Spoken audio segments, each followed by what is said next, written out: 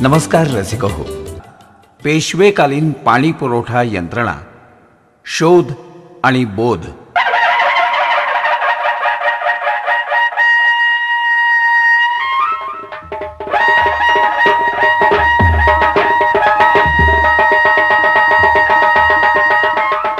मित्र हो, पुणे ही पेशव्यांची राजधानी. अटकेपार झेंडा फडकवणाऱ्या पेशव्यांनी सुमारे 250 वर्षांपूर्वी, होय अगदी चक्क 250 वर्षांपूर्वी, याच पुण्यात कात्रजपासून थेट शनिवारवाड्यापर्यंत अत्यंत आश्चर्यकारक अशी यंत्रणा उभारली, आणि ती देखील तब्बल 30 फूट जमिनीखाली. जगातल्या अनेक आश्चर्यांपैकीच हेही एक आश्चर्य मानावं लागेल.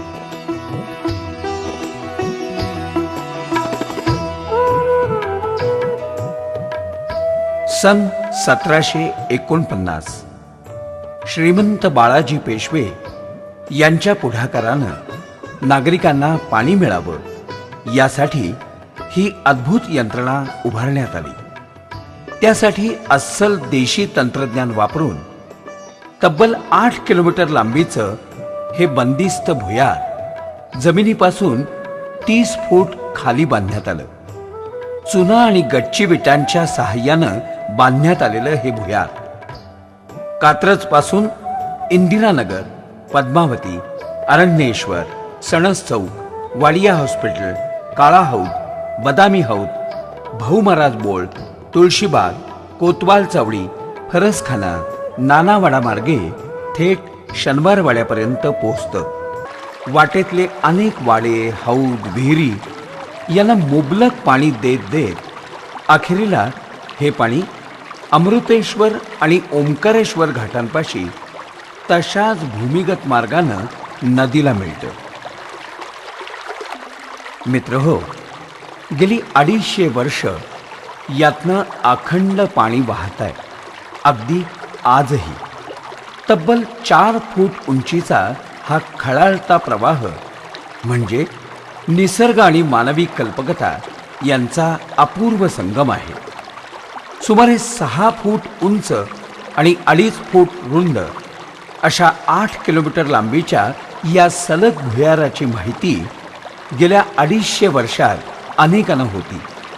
मात्र त्याचा सखोल अभ्यास आणि या मार्गावरल्या उच्छ्वासांचा शोध हा मात्र घेतला गेला गेल्या अवघ्या 10 वर्षांपूर्वी.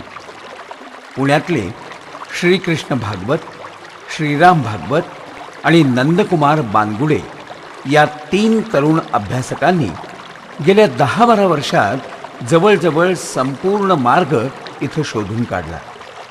पत्रकार शरद लोणकर यांनी यावर्षी या माहितीला भरपूर प्रसिद्धी दिली आणि जमिनीखाली असणारं हे पाणी पुरवठा भुयार साऱ्या देशातच नव्हे तर साऱ्या जगात चर्चेचा विषय ठरला. मित्र हो, ही पेशवेकालीन पाणी पुरवठा यंत्रणा म्हणजे आपलं वैभव आहे.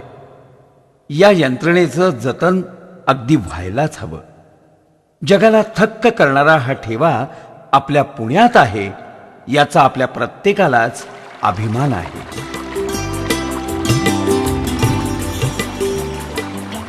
मित्र हो, पाण्याचा अपव्यय टाळून सर्वांना सदैव पाणी मिळावं यासाठी 250 वर्षांपूर्वीचा हा प्रयोग आपल्याला आजही सांगत आहे, पाणी हे जीवन आहे, त्याचा जपून वापर करा. धन्यवाद.